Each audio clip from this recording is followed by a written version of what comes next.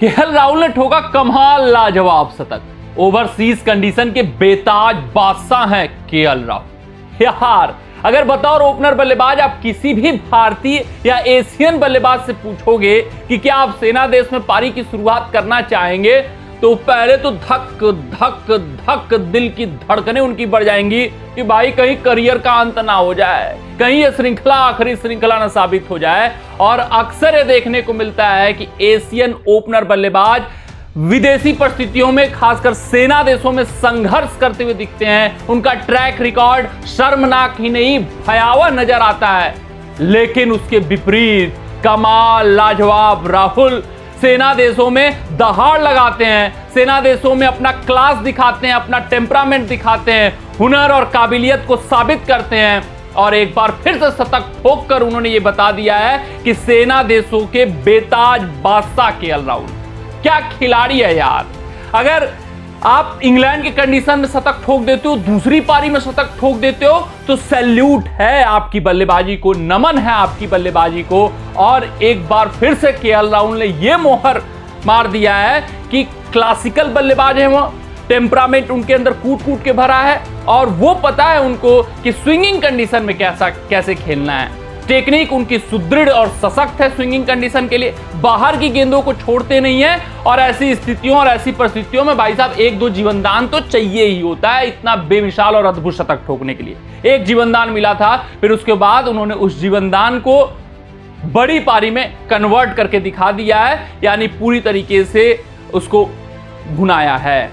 अगर हम इस पारी की बात करें, अगर हम इस मैच के दृष्टिकोण से इस शतक की बात करें, तो बहुत अहम शतक है, क्योंकि केएल राहुल का एक छोर पर टिकना बहुत अहम था।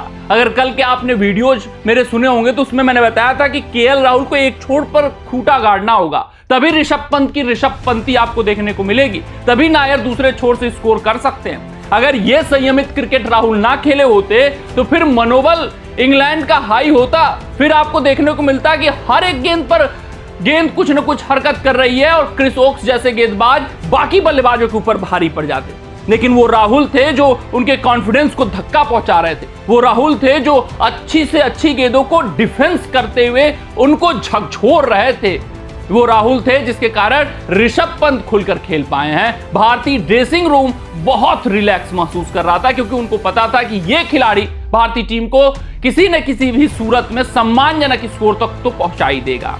ये जो कामनेस लाते हैं वो बहुत जरूरी होता है टेस्ट क्रिकेट में। आप बैजबॉल की चर्चा कर लीजिए, आप ऋषभ पंती की चर्चा कर लीजिए, आप जायसवाल की चर्चा कर लीजिए, लेकिन राहुल जो पारियां खेलती हैं वो आवश्यक होती हैं, वो अनिवार्य होती हैं जायसवाल की सफलता के लिए, ऋषभ पंती की सफलता के लिए और बैजबॉल को सफल होने के लिए ऐसी कठिन स्थितियों और ऐसी कठिन परिस्थितियों में।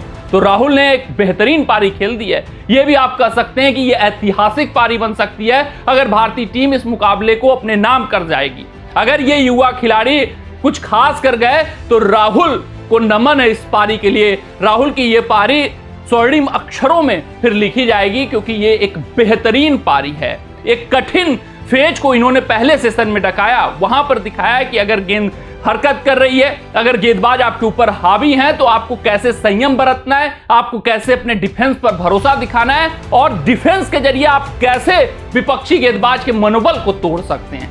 ये पारी इन सभी बातों का एक उदाहरण है। युवा जितने भी देख रहे होंगे इस पारी को बार बार रिवाइंड करके देखने की आवश्यकता है, रिवाइंड करके देखने की जरूरत है, ताकि उनको भी पता चल पाए कि सेना देशों में खासकर इंग्लिश कंडीशन में किस तरीके से बल्लेबाजी करना है, किस एश्योरिटी के साथ बल्लेबाजी करना है और कैसे आप सफल हो सकते हैं, निरंतर रूप से सफल हो सकते हैं। तो राहुल का यह शतक भारतीय टीम के जीत में बहुत बड़ा योगदान निभा सकता है और भारतीय टीम को इस वक्त अगर सॉलिड पोजीशन में पहुंचाया है तो राहुल के इस शतक ने, राहुल के इस कामनेस ने, राहुल के इस संयमित पारी ने, राहुल के इस डिफेंस ने। इस वक्त वीडियो बनने तक राहुल नाबाद हैं, 106 रन पर बल्लेबाजी कर रहे हैं, 209 गेंदों का सामना किया हुआ है, 14 चौके मारे हैं इस पारी में।